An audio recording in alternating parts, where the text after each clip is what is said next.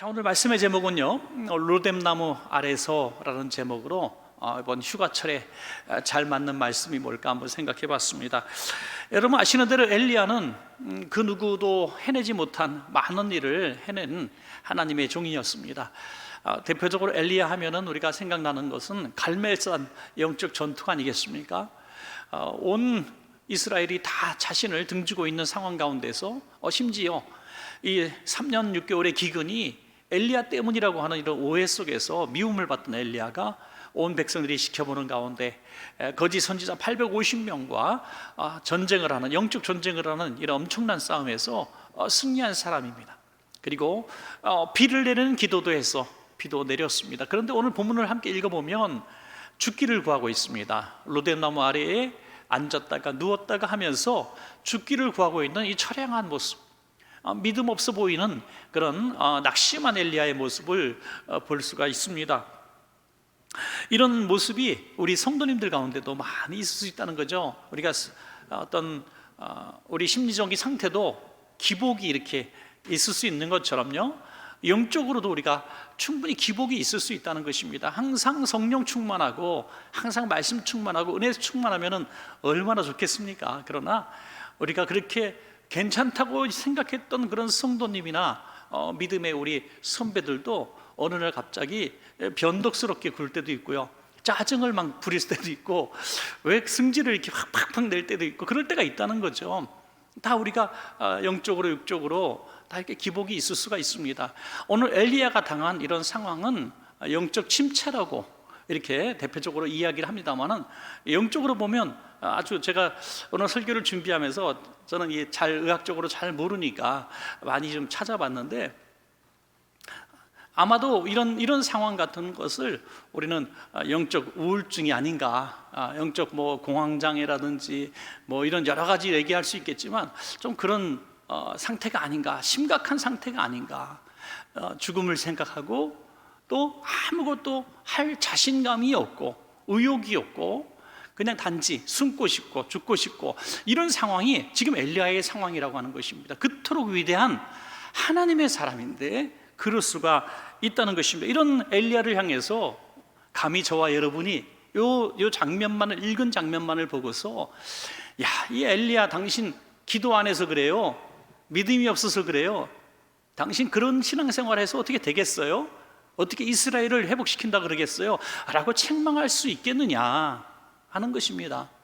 우리 주변에도 엘리야 같은 상황의 사람을 만날 수도 있고요, 또 저와 여러분들이 그렇게 될 수도 있습니다. 언제든지 우리는 엘리야 같이 영적으로 낙심하고 내가 스스로 나를 봐도 내가 이렇게 믿음이 없었는가, 부끄러워질 때가 있는 그런 모습이 있을 수 있는 것입니다. 자, 이번 휴가철에 그러면 우리는 어떻게 다시 회복될 것인가, 하나님께서 회복시키시는 그 방법대로 우리가 회복되었으면 좋겠다 하는 마음이 들었습니다. 결론적으로 말씀을 드린다면, 엘리야를 회복시키신 하나님께서 오늘 함께 예배하시는 여러분들을 다 회복시켜 주시기를 주의 이름으로 축복합니다. 여러분, 오늘 그러한 마음으로 어떤 방식으로 회복시키셨는가, 세 가지 말씀을 통해서 은혜를 나누겠습니다. 첫째로, 로뎀나무 아래에서 누리는 쉼을 통해서 하나님의 엘리야를 회복시켜 주셨습니다. 엘리야가 그렇게 죽기를 구하고 쓰러져 있었던 이유는 무엇일까? 기도 안 해서요? 아니죠. 엘리야처럼 지금 직전까지 기도한 사람이 어디 있습니까? 갈멜산에서 기도했고, 갈멜산 꼭대기에서 7번 비를 내리는 기도를 했어요. 아주 오랜 시간 처절한 기도를 했던 사람인데, 지금 무엇이 필요합니까? 그도 기계가 아니라는 거죠. 그도 사람이라는 것입니다. 육신을 가진 평범한 사람이라는 것입니다. 하나님께서 성령으로 충만하게 임하셔서 그를 사용하셨지만 끝없는 그의 사역 위에 그는 지치고 피곤했던 것입니다. 자, 영적 싸움에서 승리했습니다. 그래서 850명을 처단했습니다. 비를 내렸습니다. 그러면 이제 쉬어야 되잖아요. 쉬어야 되는데 쉴 시간을 주질 않아요. 열왕기상 19장 2절에 보니까요, 이세벨이 아합 왕의 아내죠, 이세벨이 사신을 엘리야에게 보내어 이르되, 엘리야에게 사람을 보냈습니다. 이르되 내가 내일 이맘때에는 뭐 며칠을 둔 것도 아니고 바로 내일 반드시 내 생명을 저 사람들 중, 저 죽은 거짓 선지자들 중 한 사람의 생명과 같게 하리라. 그렇게 하지 아니하면 신들이 내게 벌 위에 벌을 내림이 마땅하니라. 정말 왕비로서, 권력자로서 내가 내일, 며칠도 아니고 내일 너를 죽이겠다, 이렇게 사람을 보냈다고 할 때면 누가 두려워하지 않겠습니까? 이제 영적으로 육적으로 탈진을 했고 이제는 다 끝났구나라 생각하고 있는데 또 겹치는, 여러분 이게 참 그렇더라고요. 큰 일을 하나 감당할 때는 정신 바짝 차리고 하잖아요. 바짝 차리고 하는데 그 일이 다 해결됐습니다. 그러면 이제 좀 쉬어야지 했는데 또 다른 일이 덮쳐요. 이전보다는 비교할 수 없이 작은 문제가 덮쳐도 전과 같이 대항할 수 있는, 그걸 처리할 수 있는 여력이 남아있지 않기 때문에 아주 작은 것에 넘어지는 것입니다. 아주 작은 실수에 빠지게 되는 것이죠. 오늘 그래서 엘리야는 달아납니다. 열왕기상 19장 4절부터 5절까지 보시면, 자기 자신은 광야로 들어가 하루길쯤 가서 한 로뎀나무 아래에 앉아서 자기가 죽기를 원하여 이르되, 여호와여 넉넉하오니 지금 내 생명을 거두시옵소서. 나는 내 조상들보다 낫지 못하니이다 하고 로뎀나무 아래에 누워 자더니. 그랬습니다. 로뎀나무 아래, 이제 사환도 뒤로 하고 혼자 광야길을 막 걸었습니다. 그냥 지치고 피곤하고 쓰러질 정도로 걸었습니다. 뜨거운 때약빛에 아래요. 여러분, 그러면 쓰러질 수밖에 없죠. 육신적으로 아주 탈진한 그런 상황 가운데 있습니다. 여러분, 이 육신적으로 영적으로 탈진된 상황 가운데서 로뎀나무 아래에 앉아가지고 하나님 나 죽여주세요 하고 그냥 애따 모르겠다 하고 누워 자. 여러분 지금 도망가고 있는 신세입니다. 왕비가 곧 내일 죽이겠다고 했습니다. 그러면 도망가서 어디 굴 속에라도 숨어 있어야죠. 지난번에 우리 다윗처럼 굴 속에 숨어 있는 그런 모습처럼 어떤 굴 속에 숨어 있어야죠. 물론 여기서 이제 일어나서 다시 호렙에 이르렀다가 굴 속에 다시 들어가 또 숨기도 하죠. 엘리야도요. 하지만 지금 죽이겠다고 하는 날인데도 그냥 거기서 죽으면 죽으리다 하고 잠을 잤다는 거예요. 잠을 자고 싶어서 잤겠습니까? 쓰러져서 자신도 모르는 사이에 잠이 들었겠죠. 이게 탈진이라고 하는 거죠. 여러분, 하나님의 사람도 이럴 수 있습니다. 또 우리가 구약시대의 가장 위대한 하나님의 사람 하면은 누굴 들겠습니까? 뭐 다윗이나 모세 뭐 이런 사람 들지 않겠습니까? 모세도 그랬다는 거예요. 민수기 11장 14절에서 15절 말씀 보면, 책임이 심히 중하여 나 혼자는 이 모든 백성을 감당할 수 없나이다. 주께서 내게 이같이 행하실진대에 구하옵나니 내게 은혜를 베푸사, 은혜를 베풀어 달래요. 즉시 나를 죽여 내가 고난당함을 내가 보지 않게 하소서. 하나님 은혜를 구하옵나니 나 데려가 주세요. 나를 데려가 주세요 하는 거죠. 얼마나 힘들고 지쳤으면 주님 나를 좀 데려가 주세요라는 이런 기도를 모세도 했겠습니까? 아무리 기도 많이 하는 사람, 아무리 영적으로 정말 뛰어난 사람도 육신적으로 피곤하면 쓰러지고 이것이 영적 탈진으로 이어질 수가 있다는 것이죠. 그래서 이런 우울증에 걸린 사람들의 공통점은 사실 잘 먹지 못한다 그래요. 단백질 섭취 같은 거. 그래서 잘 먹어야 되는데 먹질 못하니까 더 영적 육적으로 탈진되게 되는 이런 상황을 보았습니다. 자, 그럴 때에 하나님은 엘리야를 향해서, 야, 넌 그러면 안 돼. 내가 너 기도한 대로 불을 내려서 승리하게 했고, 네가 비를 달라고 기도해서 내가 비를 내리고 해달라는 기도 다 들어줬는데 이제 죽기를 구하고 있어? 너 그렇게 믿음 없는 사람이야? 라고 책망하시지 않았다는, 오히려 깊은 잠을 자게 하시고 잠에서 깨어났을 때 양식으로 그에게 이 약한 체력을 보강케 하셨다 하는 거죠. 하나님의 이 엘리야를 향한 쉼의 방법은요 두 가지였습니다. 하나는 바로 잠, 또 하나는 양식이었습니다. 그것도 2번에 걸쳐서 먹고 재우고. 그래서 엘리야를 회복시키셨다는 거죠. 여러분, 영적으로 내가 왜 이렇게 탈진했지? 엘리야 같은 분이 계십니까? 영적으로 너무 지친 분들, 기도도 안 되고 잠도 안 오고 예배드려도 은혜도 안 되고 찬양을 해도 찬양도 안 되고 주여 삼창하고 기도하자는데 주 하다가 그냥 끝나고 도무지 그냥 삶의 의욕이 하나도 없는, 전에는 한때는 교회에서 믿음이 있다고 칭찬 들었던 사람인데, 한때는 교회에 내가 없으면 교회가 안 돌아갔다고 했던 사람인데 오늘 내가 왜 이렇게 됐을까 하는 분 있습니까? 첫 번째, 하나님의 방법 한번 도전해 보십시오. 깊은 잠 달라고 기도해 보십시오. 깊은 잠. 그리고 일어났을 때 여러분을 위해서 평소에 남들한테 잘 안 써줬던 한우도 한번 사서 드셔보시기 바랍니다. 여러분 스스로를 사랑해 보세요. 아무도 없을 때 혼자 소고기 사서 한번 구워서 드셔보세요. 이런 방식으로 여러분들을 한번 가꿔보세요. 하나님의 치유하심의 그런 손길들이 있을 수 있다는 거죠.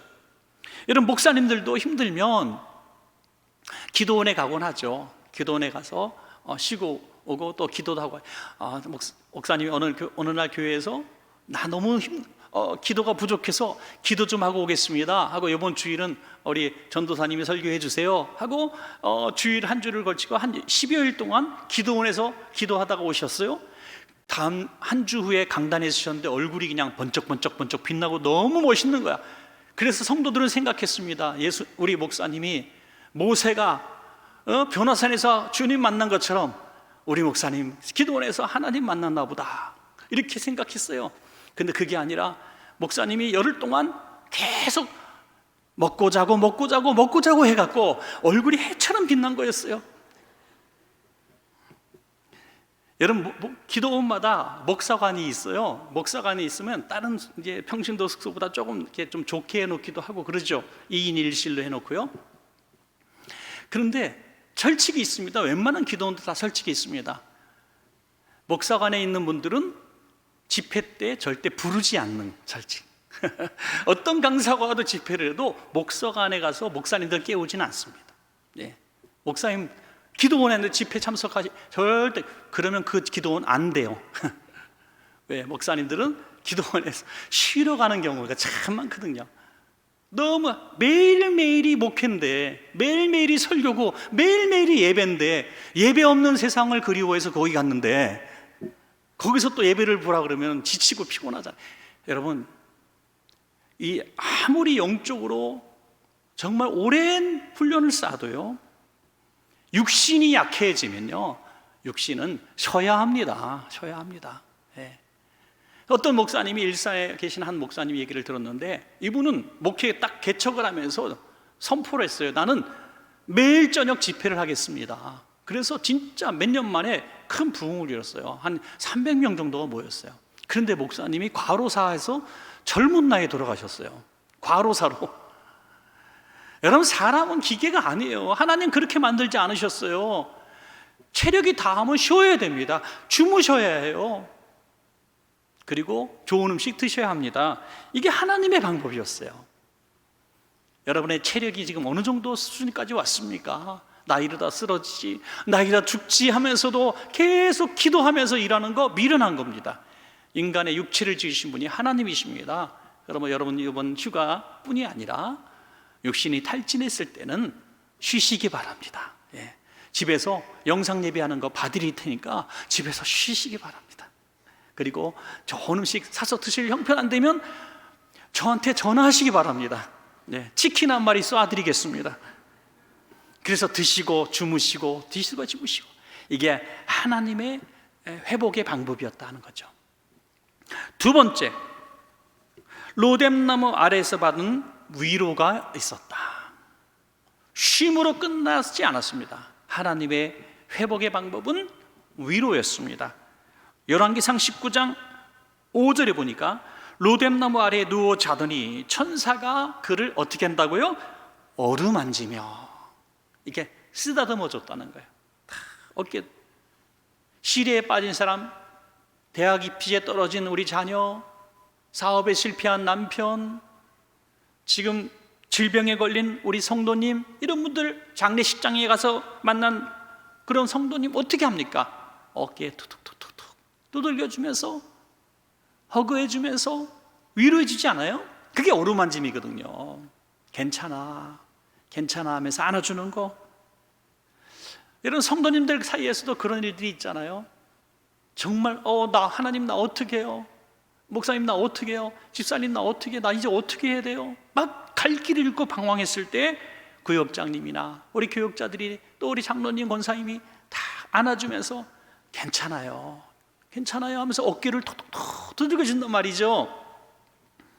오늘 하나님께서 천사를 통해서 엘리야를 그렇게 어루만져 주셨다. 얼마나 위로가 됩니까? 이 어루만지심이 엘리야를 일으키는데 힘이 되었어요. 책망보다는 지금 위로가 필요한 상황이었기 때문이죠. 자, 왜 위로가 필요했을까요? 엘리야의 기도 내용을 하나님이 들으셨습니다. 뭐라고 기도했어요? 하나님, 나는요 죽어 마땅합니다. 왜냐하면 나는 형편없는 놈이기 때문이죠. 나는 이 조상들의 어떤 누구보다도 저는 뛰어난 부분이 없습니다. 저는 우리 조상님들, 우리 열조 조상들 누구보다도 잘한 것도 없고요, 잘할 수 있는 것도 없습니다. 그러니까 나 같은 거 쓸모없는 인간이니 그냥 데려가 주십시오. 이렇게 지금 기도하고 있거든요. 그러니까 심각하게 망가진 자존감이라는 거예요. 여러분, 많이 배우고 많이 가지고 그래도 체면 있게 살았던 사람, 존중받던 사람은요 가장 최악의 고통이 뭔지 아시죠? 그것은 인격적으로 모욕을 당하는. 그래서 저는 오늘 이런 본문과 비춰봤을 때마다 생각나는 분이 바로 계셔요. 바로 예수님이에요. 예수님이 하나님의 아들로서 피조물들에게 발가벗겨지시고 십자가에 매달려 모욕 당하시고 침뱉음을 당하셨을 때 그 마음은요, 좀 배웠다고, 좀 가졌다고, 권세 있었던 과거가 있다고 당하는 모욕과 비교할 수 있겠습니까? 야, 내가 진짜 니까지한테 이 소리까지 내가 들어야 돼? 이런 모욕감 정도가 아니라는 거죠. 주님이 당하신 모욕감은 말할 수 없는 모욕감. 여러분, 그런 모욕감을 오늘 사실은 엘리야도 느꼈는지도 모르겠어요. 하나님의 사람으로, 당대의 가장 위대한 선자로 이렇게 쓰임 받았는데 이세벨에게 쫓겨온 자신이 너무 초라해진 거예요. 너무 부끄러웠던 거예요. 그런 비교의식 열등감 속에 사로잡힌 엘리야를 하나님은 어루만져 주셨다는 거죠. 또 하나는 엘리야에게 왜 위로가 필요했냐면 이 고독함이 있었다는 거죠. 나는 혼자다. 나는 혼자다. 지난주에 설교 제목 기억나는 사람? 어려운 질문이죠? 예. 지난주 설교 제목 갑자기 물어보면 당연히 모르시죠. 예, 바로 한 사람보다 두 사람이 낫기는 두 사람이라는 제목으로 설교를 했어요. 여러분, 두 사람이 왜 중요하냐? 넘어졌을 때 일으켜 세워주고, 도움이 필요할 때 도와주고, 위로해주고, 함께 싸워주고 등등 여러 말씀을 드렸어요. 엘리야는 지금 혼자예요. 그 두 사람이 한 번도 나오지 않아요. 갈멜산에 섰을 때도 850명 섰을 때도 혼자였고요, 또 갈멜산 꼴딱에서 비를 내려달라는 기도할 때도 혼자였어요. 지금 도망 올 때도 사환과 같이 왔다가 사환은 홀로 두고 혼자 광야길을 걸어 로데마무까지 왔어요. 엘리야는 혼자였습니다. 혼자였기 때문에 당하는 이런 외로움에 하나님께서 천사를 통해서 당신은 혼자가 아닙니다 하고 어루만져 줬다는 거죠. 지금 영적으로 육적으로 지금 탈진한 우리 성도가 혹시 계신지 모르겠습니다. 여러분 구역 식구나 기관 식구나 또 여러분의 가까운 어떤 성도님 가운데에 아니 친밀한 관계가 아니라 할지라도 여러분이 볼 때에 야, 저분 요즘 참 힘들겠구나. 정말 한두 해 전에 남편이나 아내를 하나님 나라에 보낸 사별의 고통을 아직도 안고 있는 분이 있다든지, 또 얼마 전에 뭐 부모님을 잃었다든지, 또 정말 요즘에 어떤 사업이 너무너무 힘들어서 영적으로 정신적으로 너무 힘들어하는 분이 있다. 그럴 때 여러분들이 그거를 안다면은 이 천사처럼 혹시 다가가서 그를 한번 어루만져 주실 생각은 없으십니까? 여러분들이 절박하게 필요했던 것처럼 말이죠. 바로 그런 순간에 그분은 하나님의 손길을 느끼게 될 줄로 믿습니다, 여러분. 그래서 하나님은 엘리야에게 하나의 비밀을 알게 하시죠. 야, 너는 혼자가 아니야. 나는 바알에게 무릎 꿇지 않는 7,000명을 따로 예배해 두었단다. 너는 혼자가 아니야. 7,000 군대에 너는 지도자야. 7,000명이 실제로 문자적으로 7,000명일 수도 있지만 7자는 성경에 항상 완전수로 등장하죠. 그래서 7자, 12자 이런 것들을 얘기할 때는 어떤 성경적 의미를 부여하죠. 어마어마하게 많은 수의 하나님의 예비한 사람이 있을 수 있다는 것을 하나님은 알게 해 주셨다는 것입니다. 동역자가 있습니다. 여러분, 너무 외로울 때 있죠. 우리 교회에서도 나밖에 없구나, 내 마음 알아주는 사람 아무도 없구나. 절대 그렇지 않습니다. 구역장님도 교역자들도 장로님도 권사님도 여러분 위해서 기도하고 있습니다. 그걸 아셔야죠. 그걸 깨닫게 하시는 분이 성령님이라는 것이죠. 그것뿐입니까? 하나님은 세미한 음성으로 또 위로해 주셨죠. 열왕기상 19장 11절에서 12절입니다. 이 더운 날에 혼자 설교하려니까 좀 힘든데 같이 설교를 하시겠습니다. 자, 19장 11절에서 12절 시작. 여호와께서 이르시되 너는 나가서 여호와 앞에서 산에 서라 하시더니 여호와께서 지나가시는데 여호와 앞에 크고 강한 바람이 산을 가르고 바위를 부수나 바람 가운데에 여호와께서 계시지 아니하며 바람 후에 지진이 있으나 지진 가운데에도 여호와께서 계시지 아니하며 또 지진 후에 불이 있으나 불 가운데에도 여호와께서 계시지 아니하더니 불 후에 세미한 소리가 있는지라. 아멘. 하나님께서 보여주시는 어떤 환상 같은 걸 볼 수 있었죠. 강한 바람, 큰 지진, 불 가운데 서게 된 강한 바람, 지진, 불 속에. 근데 그것에서 그 장엄한 광경 가운데서 하나님이 야 엘리야야 하고 나타나실 것으로 기대가 되었는데 하나님이 나타나시지 않았다는 거예요.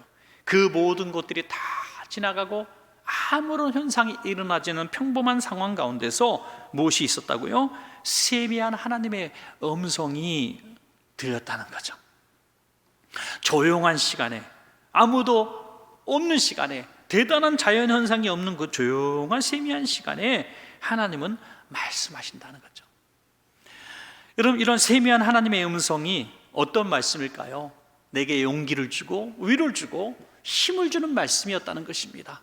세미한 음성. 책망의 말씀은 세미하게 들리질 않겠죠. 천둥같이 야 정신 차려, 똑바로 해, 정신 차려, 기도해, 일어나라, 충성해라, 이렇게 말씀하시겠죠. 그러나 지금 엘리야는 위로가 필요한 사람, 부드러운 목소리로 세미한 음성이 들려졌습니다. 여러분, 오늘 저와 여러분이 세미한 음성을 들을 수 있는 시간은 어느 시간일까요? 바로 예배 시간이고 하나님의 말씀 속에 들으시는 줄로 믿습니다. 여러분, 어느 날 두려워하지 말라, 놀라지 말라, 나는 내 하나님이 됩니다, 나는 너를 고아와 같이 버려두지 않을 거야, 이런 말씀들이 확 다가오는 거예요. 진짜 하나님께서 옆에서 내 귀에 대고 말씀하시는 것 같은 거예요. 그것이 바로 엘리야를 위로하셨던 세미한 음성, 우리에게 주시는 동일한 음성인 줄로 믿습니다. 여러분, 오늘도 그 세미한 음성 듣고 오늘 세상 그 누구도 위로해 주지 않았다고 불만 갖거나 섭섭해지 말고 주님의 음성으로 만족하실 수 있기를 바랍니다. 자, 마지막 세 번째는요, 로뎀나무 아래에서 받은 또 사명이라는 것이죠. 이 사명이 엘리야를 세우는 힘이었다는 거죠. 여러분, 사실 그렇습니다. 가장 인생의 위기는 어려운 일을 만났을 때, 큰 프로젝트 앞에 섰을 때가 아니라는 거예요. 도무지 내가 해결할 수 없는 문제를 만났을 때가 아니라는 거예요. 인생의 최대 위기는 아무것도 할 일이 없을 때라는 것이, 아무것도 할 일이 없을 때가 인생의 최고의 위기고 또 절망의 순간이 된다는 것입니다. 엘리야는 지금 자기가 할 일은 갈멜산에 불 내리고 비 내린 것으로 끝났다고 단정 지어버렸습니다. 난 여기까지인가 보다 하는 거죠. 그래서 넉넉하오니라고 했어요. 하나님, 나 이제 할 거 다 했잖아요. 이거요. 나 할 거 다 했으니까 이제 데려가 주세요. 혹시 여러분 은퇴하셨습니까? 전에는 돈 좀 있었는데 지금 돈 다 잃어버렸습니까? 전에는 건강했는데 지금 건강하지 않습니까? 전엔 젊었는데 지금 나이가 많으셨습니까? 그래서 아유 하나님 아쉽고요, 그때 내가 못한 건 너무 죄송한데 지금 할 만큼 했어요. 저도요, 뒤돌아보니까 그때 한 거 이쁜 거 좀 봐주시고요, 이제 된 것 같아요. 이제 난 살 만큼 살았고 넉넉하니까요, 이제 불러가 주세요. 이럴 때 제일 위기라는 거예요. 이게 뭐라고 말씀하세요? 하나님께서 팍 때리시는 거예요. 정신 차리라고. 너 아직 할 일이 많어, 이러는 거예요. 할 일이 많아. 우리 한번 주먹 불 끈지고 따라합시다. 나는 아직도 할 일이 많다. 할렐루야. 봐요, 조금 전에 하고 너를 눈빛이 달라졌잖아요. 지금 내가 보니까 반짝반짝 막 거리시네요. 지금 할 일이 있어야 되는 거예요, 사람이. 할렐루야. 그래서 칼국수도 계속 해야 되는 거고요, 전도대도 해야 되는 거고, 기도도 해야 되고, 구역예배도 드려야 되는 거예요. 교회에서 달달달 볶는다고? 여러분, 아닙니다. 이게 바로 내가 살아가는 동력이고, 십자가는 지고 가는 게 아니라 타고 가는 멋진 자동차 같은 겁니다. 여러분, 사명이 나를 살리고 사명이 나를 살아가게 하고 사명이 내 인생을 빛나게 하는 것입니다. 여러분, 내가 할 일 다 했다고 하는 것은 크나큰 교만이고 착각입니다. 왜 나만 남았다고 얘기합니까? 한편에 교만함이 있었던 거죠. 나 아니면 할 일이, 아무도 할 사람이 없다는 거죠. 여러분, 혹시라도 이건 굉장히 위험한 사인으로 받으십시오. 왜 우리 교회는 나밖에 없어? 하는 사인. 왜 나만 가지고 그래? 왜 나한테만 일 시켜? 이런 사인이 확 올 때 우리가 드러나는 반응은 뭡니까? 대적하고 도망가고 불평하고 이런 방향이죠. 아니라는 거죠.